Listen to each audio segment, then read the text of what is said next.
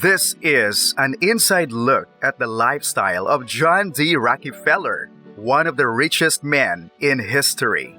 John D. Rockefeller made his fortunes in petroleum business, but we all know what you want us to tell you. How he spent his many millions, especially when you couldn't just toss it on cryptocurrency. Stick with us till the end of this video to learn how much Rockefeller is really worth. Hey there, welcome to Money Buys Happiness, where we talk about the lifestyle of the most successful and richest people on earth. We talk about how they made their fortunes and what they spend their money on. Our goal is to provide you with the knowledge and tools you need to achieve financial success. For today's video, we're going to take you on a tour of the life of John D. Rockefeller, better known as the world's wealthiest person. How he made his money.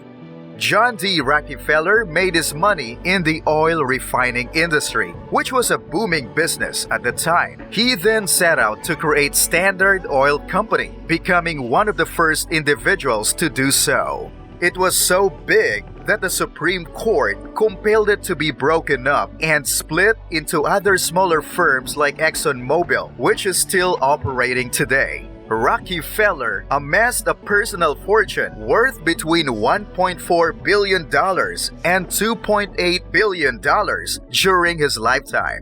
The majority of this money came from the oil firm itself, as well as his numerous real estate and gold investments. When compared to Jeff Bezos and Bill Gates, having just $1 billion doesn't seem very remarkable today. However, we must remember that inflation was taken into account. You're well aware of that awful thing that has driven the price of gasoline up by more than 150% in the last 5 years, right?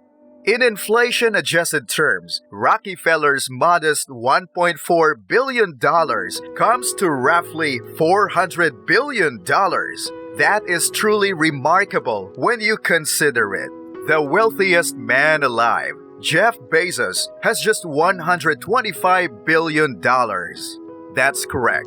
The richest person in the world isn't necessarily the richest person the world has ever known, though. You could acquire a few NFL franchises, the Mona Lisa, or even a country if you paid up all of your debt. When you have enough money to fill the seas with, or buy a fleet of sailing boats to do so, the possibilities are endless. Civil War. What did John D. Rockefeller spend his money on? It would be interesting to see where America's first business magnate spent most of his cash. He hired people to take his place in the Civil War. Let's start with some of the more fascinating and unusual purchases he has to pay people to take his place in the Civil War. Despite his championing of abolitionism, he refused to join the battle. John was the family's source of income during the Civil War, as his youngest brother was wounded in action, and he was left to support the family. As a result, he received an exemption. During this period, his commodities firm was doing extremely well, and many people's livelihoods were reliant on him. He thus employed replacement troops to wage the war for him. This was a common method during the war, and having so much money enabled him to pay the substitute soldiers to fight for the cause with ease. He paid Winston Churchill to write his biography to talk about being a rebel with a cause. For us, having a British Prime Minister write your biography is almost absurd. Winston Churchill, who was also a brilliant writer and leader of Britain during the Second World War, is more well-known among the public. Don't take our word for it. He was given the Nobel Prize in Literature in 1953. In the 1930s, the Rockefeller family, who had recognized his natural ability, asked Churchill to write John's biography. The family opted for a less expensive alternative, despite Churchill's request for a payment of $250,000. If he really wanted it, we believe that the business tycoon would have paid for it. Education.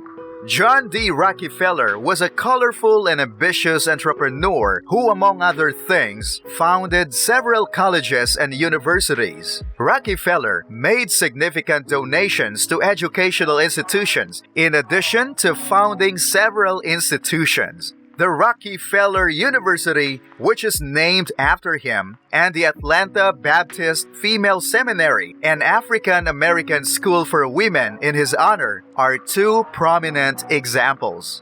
The Spelman Seminary for African American women was changed to Spelman Seminary in 1920. In 1924, the school's name was modified once again to honor Mary McLeod Bethune. As a consequence of these purchases, Rockefeller and his spouse had institutions under their names that were separate from one another. He also virtually founded the University of Chicago while doing so. Hair. In his 40s, he made a significant investment in his hair. Rockefeller had alopecia, which caused him to lose all of his hair, including his mustache. However, in the early 1900s, he started wearing wigs of different lengths to give the illusion that his hair grew normally. It necessitates a substantial investment and passion. Consider how difficult it would be to purchase wigs with a few inches of variation and then recall which one you should wear. It's no surprise that he was so successful. How do you feel about this peek at John D. Rockefeller's lifestyle so far? Aren't they lavish? Nevertheless, we hope you're enjoying it. If you do, don't forget to give this video a like and subscribe to the channel if you want more videos like this one. As we are speaking about how this richest man in history spent his fortune, you may have realized that there were still other extravagant things that he spent his money on. Indeed, there was. It's coming next. Now let's get rolling. Mansions. Imagine how dedicated he would be to maintaining the image of his organization if it were that important to him. Well, consider how dedicated he would be to his firm as it grows. He paid for and constructed the Rockefeller Mansions. The John D. Rockefeller Estate, formerly known as Kyket, is a 40-room historic mansion museum in Palcantico Hills, approximately 25 miles north of New York City. The beautiful house is a masterpiece in and of itself, with an incredible collection of art and grounds that will make anyone envious. John Rockefeller bought the property in the nearby region in 1893 after his brother William Rockefeller moved into Rockwood Hall, a 204-room mansion nearby. John and his son, who decided to settle in Palcantico Hills, swiftly bought numerous homes and properties in the region. He then used the houses for himself, his family, and his employees, or rented them out. Rockefeller and his wife Laura moved into Parsons Wentworth House in 1893, one of Rockefeller's many mansions, until the manor was constructed. The family would spend weekends in the winter and parts of each summer and fall. When the Rockefellers' mansion burned down due to faulty wiring, they moved into a temporary house called Kent House after sharing an upstairs room with their adult children and in-laws. Mr. Rockefeller's net worth was not altered by the rebuilding of the Kyket, which took around $40,000. Today, the mansion is open to tourists for guided visits. The home now functions as a museum with regular house tours. Visitors of the property can view the magnificent art collection in the gardens. Some areas near the home, on the other hand, have been protected by the National Trust for Historic Preservation.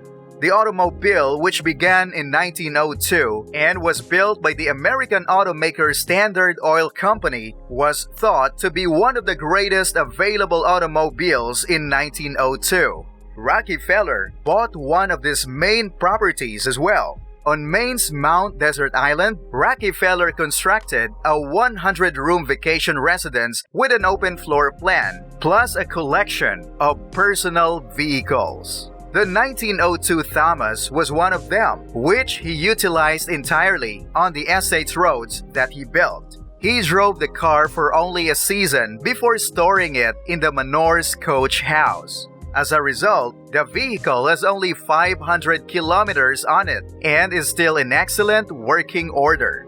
Imagine buying one of the greatest automobiles ever created and then just driving it around your home. That would happen if you purchase the Ferrari nowadays and use it simply to go up and down your street. Other automobiles that Rockefeller drove included a 1946 Chrysler Town Car limousine. This was the one that Rockefeller mostly utilized, and he even took it to drop off his children at school, which must have made all of the other kids jealous on the playground. Indeed, John D. Rockefeller was one of the richest people to ever live, and he certainly knew how to enjoy his wealth. He spent lavishly on mansions, automobiles, etc.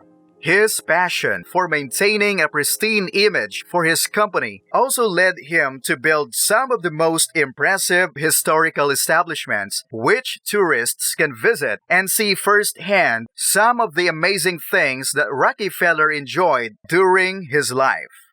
Alright, that's about it for this video. Tell us what you think of Rockefeller's purchases and his lifestyle in the comments below.